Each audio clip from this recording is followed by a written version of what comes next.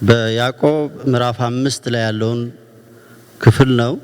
እዛ ላይ ምን ይላል? የጻድቅ ሰው ጸሎት በስራዋ እጅግ ኃይልን ታደርጋለች የሚል ክፍል ነው። እስቲ ከኔ ጋራ እንጸልያለን።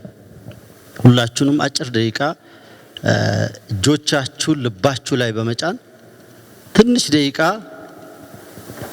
እንጸልያለን። በጣም የጌታ መገኘት ይሰማኛል። የእግዚአብሔር ክብር በኃይል አለ። ክብር ለኢየሱስ ይሁን። በሁላችን ልብ ውስጥ ይሄ የእግዚአብሔር መገኘት እንዲፈስ እንጸልያለን። የተወደድክ አባታችን እናመሰግንሃለን። ይሄን እድል ስለሰጠህን ተባረክ። ይሄ እድል ነው ከኛ አይወሰድም። ተባረክ። ክብሩን ሁሉ ላንተ እንሰጣለን። ማርያም መልካም እድልን መርጣለች ከርሷም አይወሰድም ተብሎ እንደተጻፈ ይሄ እድል ከኛ አይወሰድ። በአንተ ፊት ማረፍ፣ ካንተ ዘንድ መስማት፣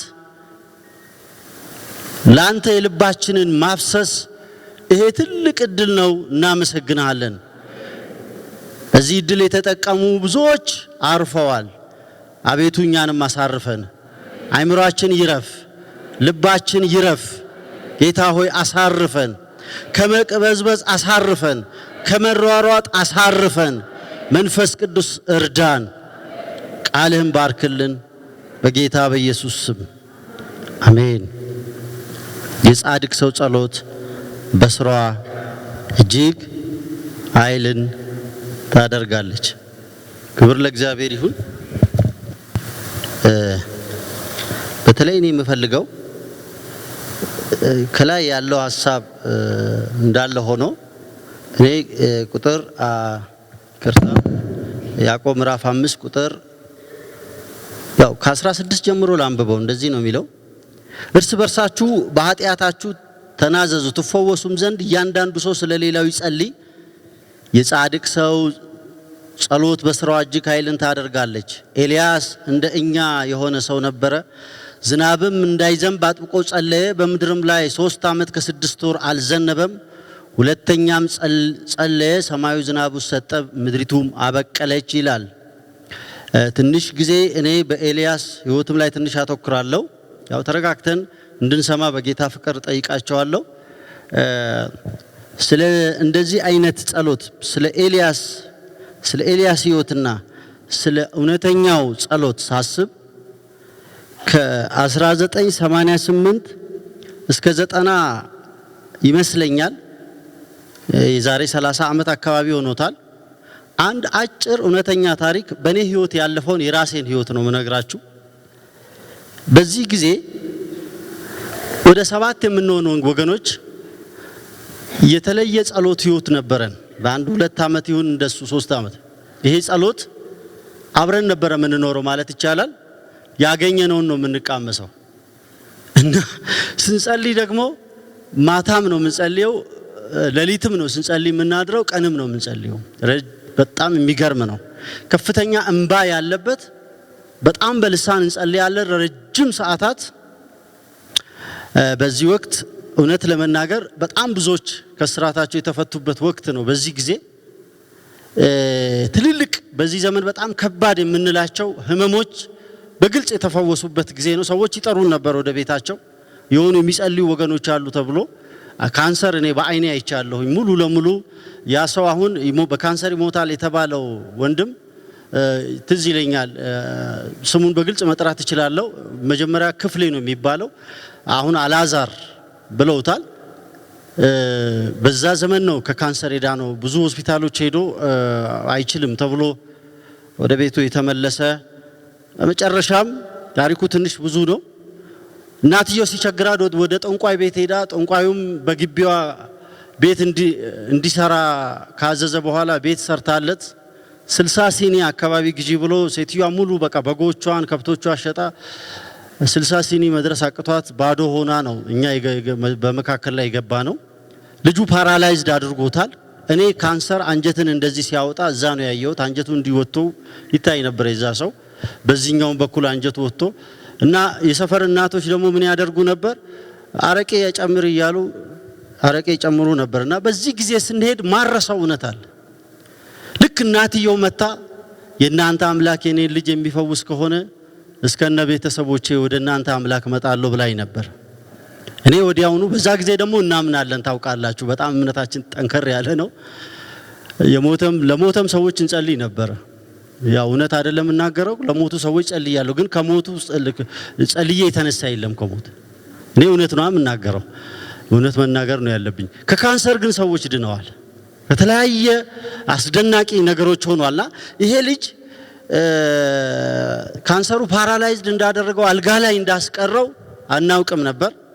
ደግሞ ያን ጊዜ ስንጸልይ የሆነ በ5 ደቂቃና በ10 ደቂቃ እንዳሁኑ አይሆንም አይደለም ምን እንጸልያለን እስከ ይሆን ድረስ አንተ አክተም እንጸልያለን። ምን ብለናል? የኛ አምላክ ያንቺን ልጅ ያድናል አልኳት።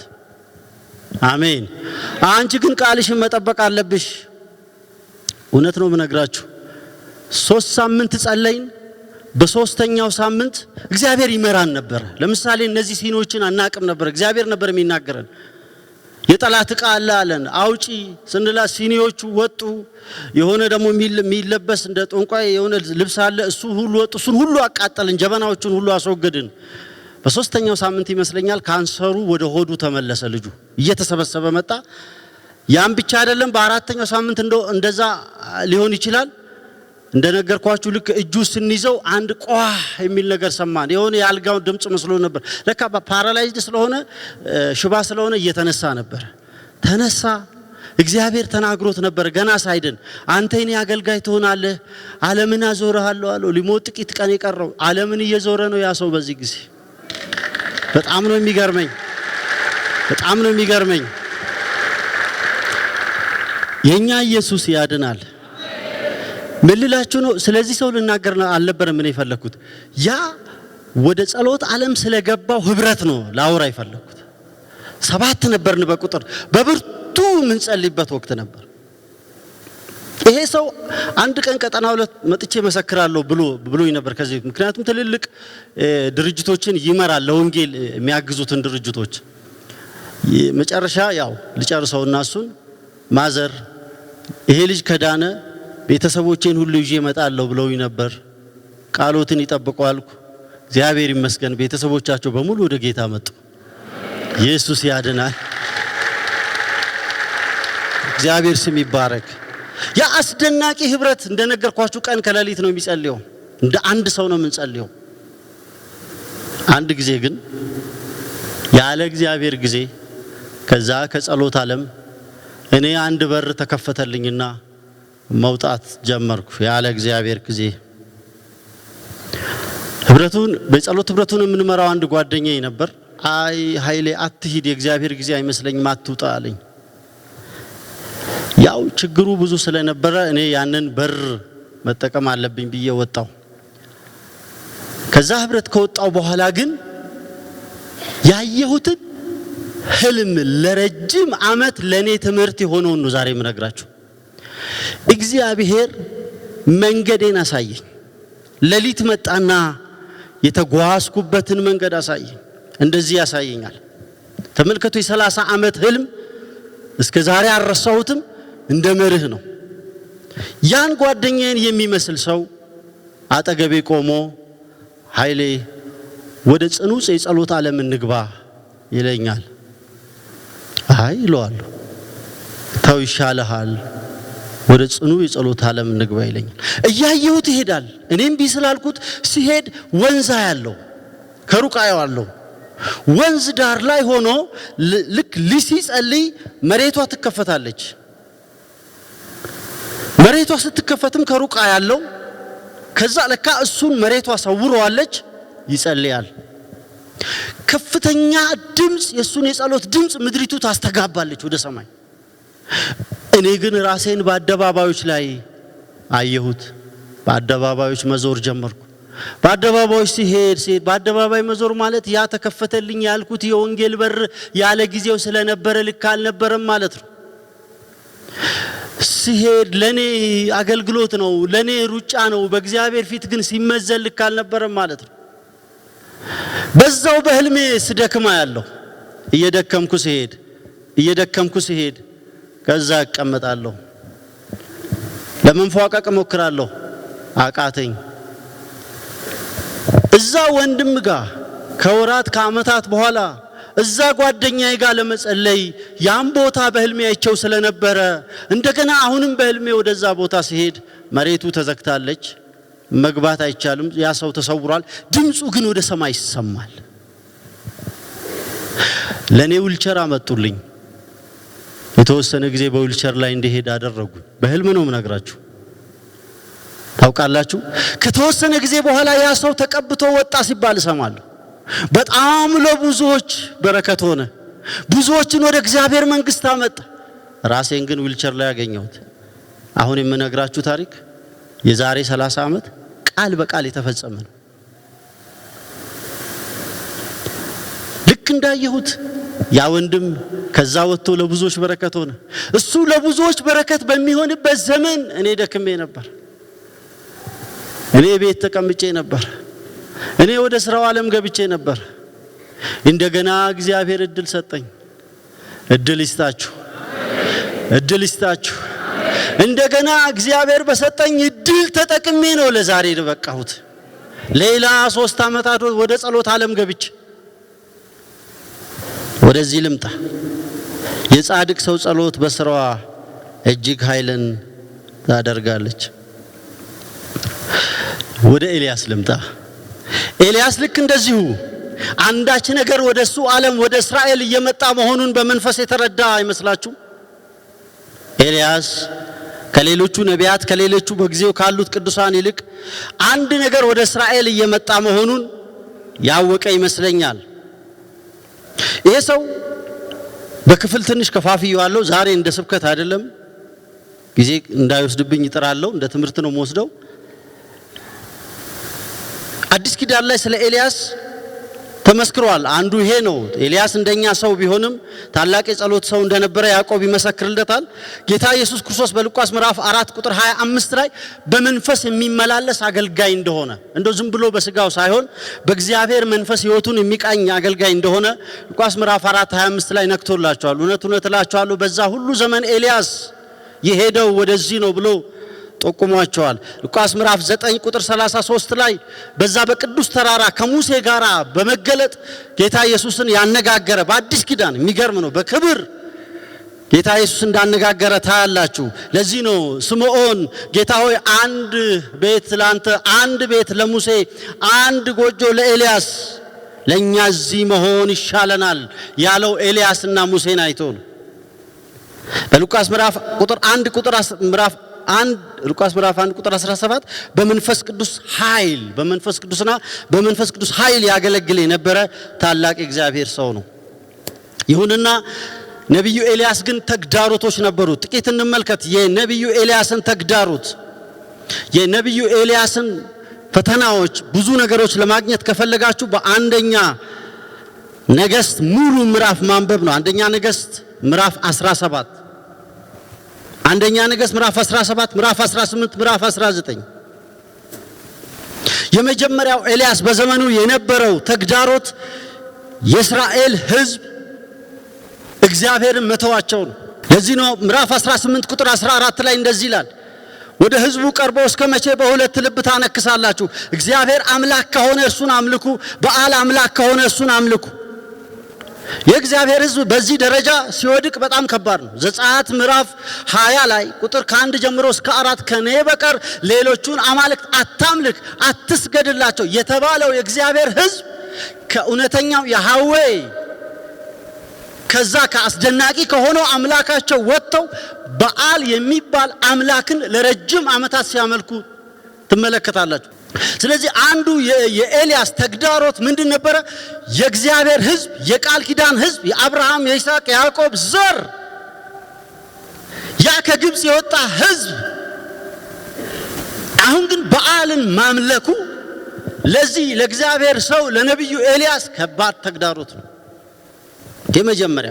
ሁለተኛው ተግዳሮት ክፉ አስተዳደር ነበር። በነብዩ ኤልያስ ዘመን ክፉ አስተዳደር፣ ሀገሪቷን የሚገዙ የሚያስተዳድሩ ክፉዎች ነበሩ። አንደኛ ነገሥት 18 ቁጥር 4 ላይ ኤልዛቤል የእግዚአብሔርን ነቢያት ባስገደለች ጊዜ የሚል ታያላችሁ። እርሱ 100ውን ወስዶ 50ውን በዋሻ ውስጥ ሸሽጎ እንጀራና ውሃ ይመግባቸው ነበር። አንድ የእግዚአብሔር ሰው ስሙ ማን ነው? ኤሎሂም ነው የሚባል ሰው እውነተኛ የእግዚአብሔር ሰዎች የምታሳድድ ንግስት በመጣችበት ዘመን የተወሰኑትን ለማዳን ሙከራ አደረገ። የተወሰኑትን በጣም ብዙዎች ግን ተሰውተዋል፣ ታርደዋል። ይሄ ለዚህ ለእግዚአብሔር ሰው በእውነት ፈተና ነው። እውነተኛ የእግዚአብሔር ሰዎች፣ እውነተኛ አገልጋዮች፣ እግዚአብሔር የጠራቸው አገልጋዮች በምንም መንገድ ሊዝናኑ አይችሉም። ኤልዛቤል በምትኖርበት ዘመን እንደ አክዓብ አይነት ሰው በሚገዛበት ዘመን ዘና ሊሉ አይችሉም። ይሄን ብቻ አይደለም፣ ሶስተኛው ከፍተኛ የሆነ መንፈሳዊ ጦርነት ከሐሰተኛ ነቢያቶች ጋር ነበረው። ተመልከቱ አንደኛ ነገሥት ምዕራፍ 18 ቁጥር 36 ላንብብላችሁ። መስዋዕት ሰርግ በሚቀርብበት ጊዜ ነቢዩ ኤልያስ ቀርቦ አቤቱ የአብርሃም የይስሐቅ ያዕቆብ አምላክ ሆይ አንተ በእስራኤል ላይ አምላክ እንደሆንክ እኔም ባሪያ እንደሆንክ ይህንን ሁሉ በቃል እንዳደረኩ ግለጥ ይላል። ማለት ይሄ ጦርነት ነው። ወደ 850 የሚሆኑ የሐሰት ነቢያቶች ናቸው ፊት ለፊቱ የቆሙት። እሱ ብቻውን ነው። በዚህ መካከል እግዚአብሔር ጣልቃ እንዲገባ ይጮኻል። እግዚአብሔር ጣልቃ ካልገባ ከባድ ነው። ምድሪቱን ወስደዋል፣ ህዝቡን ወስደዋል፣ አስተዳደሩን ወስደዋል፣ የእግዚአብሔር መሠዊያ አፍርሰዋል። በእውነት ይሄ ለኤልያስ ተግዳሮት ነው። ሌላው በአራተኛ የኤልያስ የግሉ ፈተናዎች። ኤልያስ አንዳች ለውጥ ምድር ላይ እንዲመጣ፣ አንዳች ለውጥ በህይወቱ እንዲመጣ፣ አንዳች ለውጥ እንዲመጣ ካስፈለገ መንበርከክ ነበረበት። ልክ ነኝ አይደል? የእግዚአብሔር እጅ የሰው እጅ የምታክል የእግዚአብሔር እጅ እስክትመጣ ድረስ ሲንበረከክ በጣም ነው የሚገርመው። ምንድነው የሚለው? በግንባሩ ተደፍቶ ይላል። ብርቱ ጸሎት እየጸለየ ብላቴናውን ሂድና ወደ ባህር አንድ ነገር ካየ ንገረኛል። ሄዶ አየ። እሱ ግን ይጸልያል። ብላቴናው ደግሞ የምስራች አይናገር፣ ምንም የለም። አንዳንዴ ተንበርክከ ስንጸልይ ምንም የሚታይ ምንም የሚዳሰስ ላይኖር ይችላል። አሁንም መንበርከካችንን እንቀጥላለን። አንድ ቀን የሆነ ነገር ይሆናል። የእግዚአብሔር እጅ ይመጣል። 7 ጊዜ ተመላለስ አለው። ብላቴናውም 7 ጊዜ ተመላለሰ። ትዝ ይላችኋል። በሰባተኛው ምን መጣ? የሰው እጅ የምታክል ደመና በቃ አለ። ኤልያስ ከዛ በኋላ አልተንበረከከም። ከዛ በኋላ ምንድነው ያደረገው? ከባድ ዝናብ፣ ከባድ በረከት በምድር ላይ እየመጣ ስለሆነ ብሎ መሮጥ ጀመረ። ከማን ፊት? ከንጉሱ ፊት። ለምን? ምንም ይሁን ምንም ሀገርን የሚገዛው ንጉሱ ስለነበረ፣ ስልጣን ደግሞ የእግዚአብሔር ስለነበረ በጊዜው ይሄ ንጉስ ዝናብ ሊመታው አይገባም። ስለዚህ ምንድነው ያደረገ ያለው? የሚመጣው እየመጣ ያለው ዝናብ ንጉሱን ጭምር ሊጎዳው ይችላል ብሎ በእግዚአብሔር መንፈስ በንጉሱ ፊት ይሮጣል። በጣም የሚገርመው ንጉሱ በሰረገላ ነው እየሮጠ ያለው። ኤልያስ ግን በእግዚአብሔር መንፈስ ኃይል ሰረገላውን ቀድሞ እየሮጠ ነበር። በእግዚአብሔር መንፈስ ኃይል ነበር እየሮጠ ያለው። በዚህ ጊዜ የእግዚአብሔር መንፈስ በኤልያስ ላይ የነበረው እግዚአብሔር መንፈስ በንጉሱም ላይ በሰረገላውም ላይ መጣ ይመስለኛል። ለምን? ንጉሱ መጎዳት የለበትም። የሚመጣው በረከት ይውረድብን። አሜን። የእግዚአብሔር በረከት ሲመጣ ይውላችሁ ክፉዎችንም መልካሞችንም ያገኛል። የሆነ ለመልካሞች ለጻድቃኖች ብቻ አይደለም፣ ለአክዓብም ለኤልዛቤልም ለሁሉም ነው የእግዚአብሔር እጁ ትምጣ። እስቲ ቀኝ እጃችሁን አንሱ። እጁ ትምጣ በሉ ባካችሁ። እጅህ ትምጣ በሉት ባካችሁ። ጌታ ሆይ በሉት። የሰው እጅ የምታክል ደመና በሉት ካንተ ዘንድ ለምድራችን ትምጣ። አሜን በኢየሱስ ስም፣ አሜን በኢየሱስ ስም፣ አሜን በኢየሱስ ስም። አባት የኤልያስ አምላክ ብቻ አይደለህም፣ ዛሬም አለ። ያንተ እጅ ወደኛ ምድር ትምጣ። መለወጥ ያለባትን ትለውጥ። የጨለማ ኃይል ይወጋ።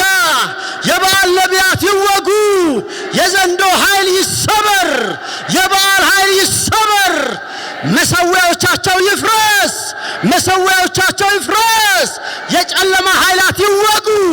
ራዳሰምቱ ረባባሽ ሺላላሶም ደጋሚዎች፣ አስማተኞች፣ መተተኞች፣ ደብተራዎች ምድራችንን የረገሙ ራዳሰምቱ ረባዲያስ በኢየሱስም ይወጉ፣ በኢየሱስም ይወጉ። ሻምታላ ሳምቱባ የእግዚአብሔር መገኘት እንደሚገባ በመካከላችን እንዳይመላለስ ያሰረን እስራት ይበጠስ፣ በኢየሱስም ይበጠስ። አቤቱ በኤልያስ ዘመን እሳትን ያወረድክ የአብርሃም የይስሐቅ ያዕቆብ አምላክ አንተ የሩቅ ዘመን አምላክ ብቻ አይደለህም፣ በእኛም ዘመን አምላክ ነህ፣ ሕያው ነህ። በዚህ ትውልድ ላይ የመንፈስ እሳት ይዝነብ፣ የክብር እሳት ይዝነብ፣ በወንድና በሴት ልጆች ላይ ይዝነብ። ሃሌሉያ ሃሌሉያ። ራዳሰምቱ ረባዲያ ክሬበዶስ ወገኖቼ፣ እሳቱ ሲመጣ ነው ነቢያቶች የሚመቱት። የሐሰት አስተማሪዎች፣ የሐሰት አገልጋዮች የሚሰበሩት። እሳቱ ይምጣ። አሜን። እሳቱ ይምጣ። ኤልያስ በዚህ ገለባብጦታል። የሐሰት ነቢያቶችን አስወግዷል። ሕዝቡ ሁሉ በአንድ አፍ እንደዚህ አለ። እሳቱ ሲወርድ እግዚአብሔር እሱ አምላክ ነው አለ። እግዚአብሔር እሱ አምላክ ነው፣ ያህዌ እሱ አምላክ ነው አለ። አንድ መልእክት ልናገር። ኢትዮጵያውያን እግዚአብሔር እሱ አምላክ ነው የሚሉበት ዘመን አለ ፊት ለፊታችን። አሜን አሜን። እኔ ይሄንን ነው ማምነው። ክብር ለኢየሱስ ይሁን። ወደ ክፍል 3 ልሂድ። የዘመናችን የቤተ ክርስቲያንና የቅዱሳን ሁሉ ተግዳሮቶች ምንድናቸው? የተወሰነ በኤልያስ ዙሪያ ካየው ወደኛ መምጣት አለብን። የመጀመሪያው የዘመናችን ተግዳሮት በሁለት ልብ ማነከስ፣ በሁለት ልብ ማስመሰል፣ መሸነጋገል፣ መወሻሸት፣ ራስን ለእግዚአብሔር እንደሚገባ አሳልፎ አለመስጠት። እስከ መቼ በሁለት ልብ ታነክሳላችሁ? ይኸውላችሁ እግዚአብሔር በብሉይም በአዲስ ኪዳንም የማይለወጥ አንድ ሕግ አለው። በፍጹም ነፍስህ፣ በፍጹም ልብህ፣ በፍጹም ኃይልህ እግዚአብሔር ምን በል አምልክ። አልተለወጠም። በነገራችን ላይ ሕጉም አልተለወጠም። ኪዳን እንጂ የሚለወጠው የእግዚአብሔር ቃል፣ የእግዚአብሔር ቃል። አሜን። ሰማይና ምድር ያልፋል፣ የእግዚአብሔር ቃል ግን ምን አይልም። ሕግ ኪዳን ነው። በበጎች ደም የነበረው ኪዳን በክርስቶስ ደም ተለወጠ። ሃሌሉያ። በመላእክት የተሰጠው ኪዳን በልጁ ተሰጠ። ሟች የሆነው ምስኪን ለሆነው ኃጢአተኛ የሆነው ካህን ክህነት ተሰጥቶ ነበር ለሰው። አሁን ግን ለእግዚአብሔር ዘላለማዊ ልጅ ተሰጥቷል። የዘመናችን ተግዳሮት አንዱ የቅዱሳን የልብ መከፈል፣ አምላካቸውን በእውነት በመሰጠት አለማምለክ ለቤተ ክርስቲያን ተግዳሮት ነው። ሁለተኛው የክርስቶስ ተቃዋሚ መንፈስ በእኛ ዘመን በግልጽ ለመስራት የሚያደርገው እንቅስቃሴ። በሁለተኛ ተሰሎንቄ ምዕራፍ 2 ቁጥር 7 ምን ይላል? የሐመጽ ምስጢር አሁን ይሰራል ይልና ብቻ ከመንገድ እስኪወገድ ድረስ አሁን የሚከለክላል። ይገባኛል። መንፈስ ቅዱስ በቤተ ክርስቲያን ውስጥ አለ። ነገር ግን ከፍተኛ የሆነ መገፋፋት ደግሞ በዚህ ዘመናል። በማንና በማን? በእውነተኛው የእግዚአብሔር መንፈስና በሐሰተኛው መንፈስ መካከል ከፍተኛ መገፋፋት አለ። የሐመጽ ምስጢር ምን እያለ ነው? ልቀቁ፣ ጊዜ ነው እያለ የሚያደርገው ነገር አለ። ይሄ አለ።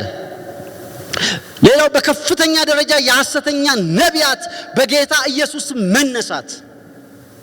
በጣም ይሄ ከፍተኛ የቤተ ክርስቲያን ቻሌንጅ ነው። ማቴዎስ 24 ቁጥር 24 ላይ ሐሰተኛ ክርስቶሶች ሐሰተኛ ነቢያቶች ይነሳሉ ቢቻላቸውስ የተመረጡትን እንኳን እስኪያስቱት ድረስ ታላላቅ ምልክቶችና ድንቆችን ያሳያል። ይሄ ለቤተ ክርስቲያን በዚህ ዘመን ከባድ ፈተና ነው።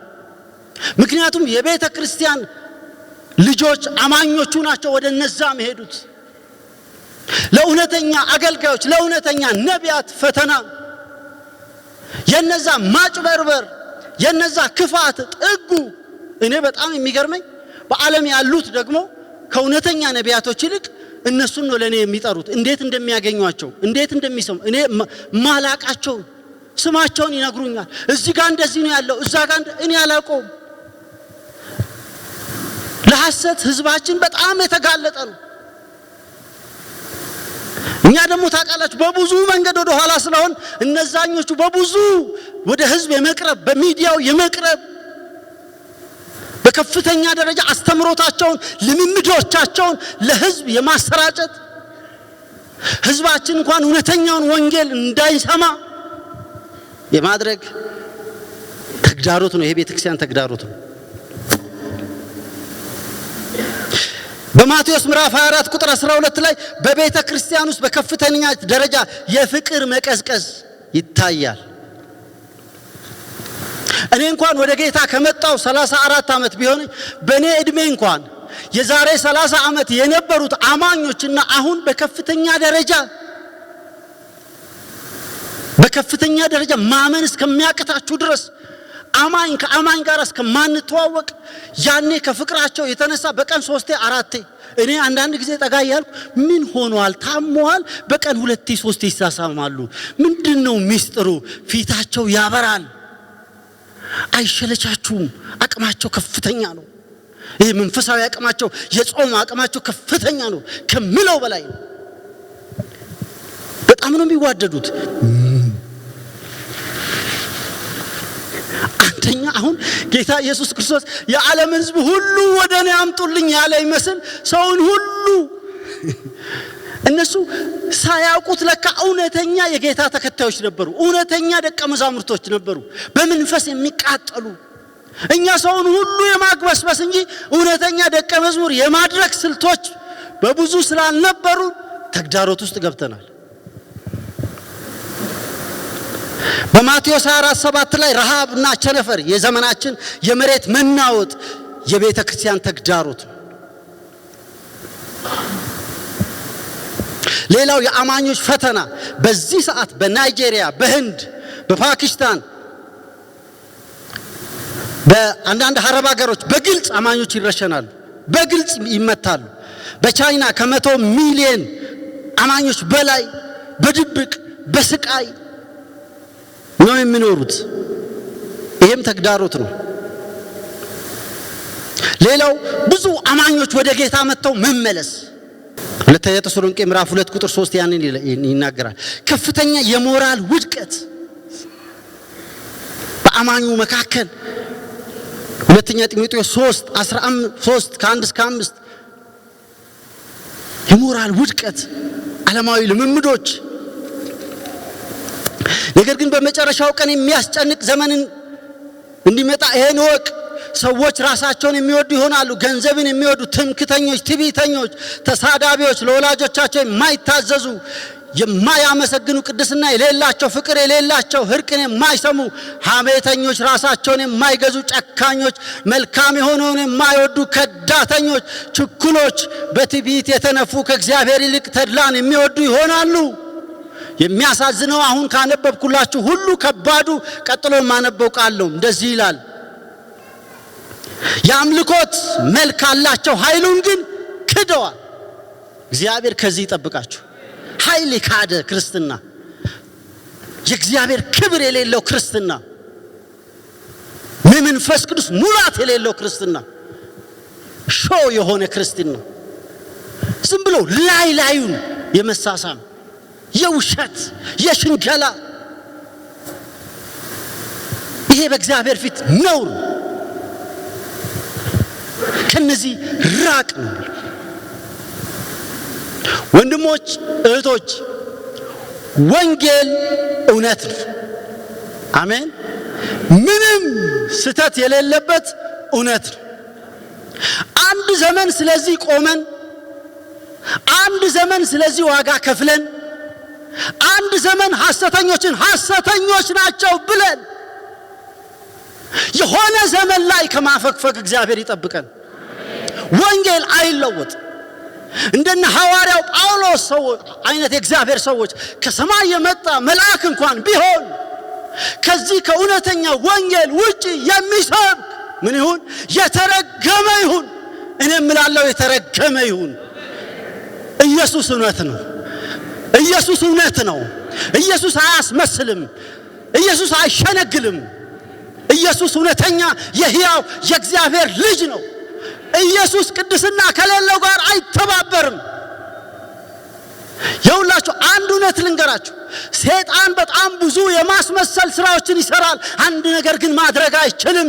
ሰይጣን መቀደስ አይችልም። እና እናንተ የምናመልከው አምላክ ቅዱስ አምላክ፣ ሃሌሉያ፣ ፍጹም ቅዱስ የሆነ አምላክ፣ ነውር የሌለበት አምላክ፣ ሃሌሉያ ሃሌሉያ።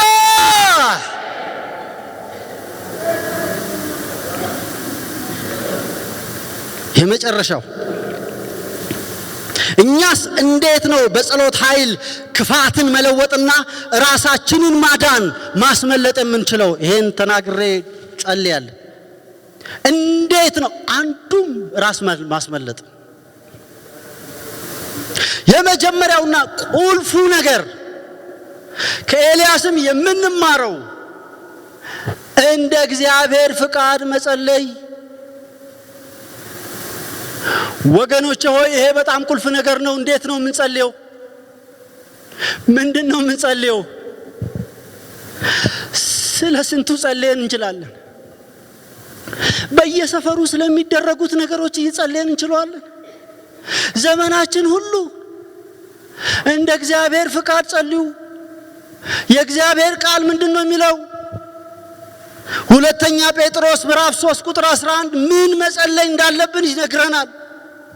እንደዚህ ላላነብላችኋለሁ። ይሄ ሁሉ እንዲህ የሚቀጥል ከሆነ የእግዚአብሔርን ቀን መምጣት እየጠበቃችሁና እያስቸኮላችሁ ደግሞአለሁ፣ የእግዚአብሔርን ቀን መምጣት እየጠበቃችሁና እያስቸኮላችሁ ኢየሱስ ና ነው ጸሎት።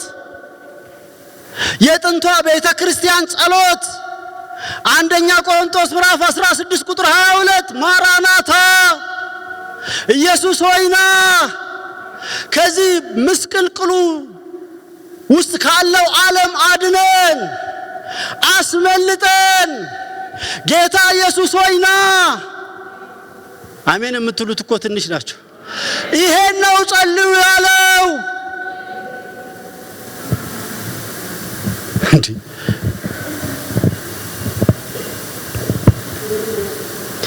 ማቴዎስ 6:16 መንግሥትህ ትምጣ በሉ። አማኞች በዚህ ዓለም መንግሥት የላቸውም። መንግሥታቸው በሰማይ፣ ሀገራቸው በሰማይ፣ ተስፋቸው በሰማይ ነው። ይሄ ዓለም የወደቀ ነው። ከወደቀው ዓለም ጋር አትታገሉ። የዘላለም ክብር አለን እኛ እዛ በሰማይ። የዘላለም ቤት አለን፣ የዘላለም ከተማ አለን፣ የዘላለም ንጉሥ አለን። ጦርነትን የማይፈራ፣ የመሬት መንቀጥቀጥን የማይፈራ፣ የነዳጅ እጥረት የማያሸብረው፣ ንፋሳት አውሎ ንፋሳት የማይነኩት የዘላለም ንጉሥ፣ አልፋና ኦሜጋ፣ የነገሥታት ንጉሥ፣ የጌቶች ጌታ፣ ሰማይ ዙፋኑ፣ ምድር የእግሩ መረገጫ የሆነ ሃሌሉያ ሃሌሉያ። ኒክሌር አያስፈራው፣ የጦር መሳሪያ አያስፈራው። በአጭር ጊዜ ውስጥ ሊያልቅ በሚችል ሁኔታ ዓለም ራሷን በራሷ የምታጠፋበት ቦምብ እያዘጋጀች ባለችበት በዚህ ዘመን ኢየሱስ ሆይ ና ማንል ከሆነ ሰው መሰል አርቲፊሻል ፍጥሮችን እየፈጠሩ እውነተኛው ኦሪጂናል የሆነውን የሰው ዘር ለማጥፋት የማይገመቱ የማይታሰቡ ረቂቅ የሆኑ አደገኛ ነገሮችን እየሰሩ እነዚህ ስራዎች ከጥልቅ እንደሚመጡ አምናለሁ። በዚህ ዘመን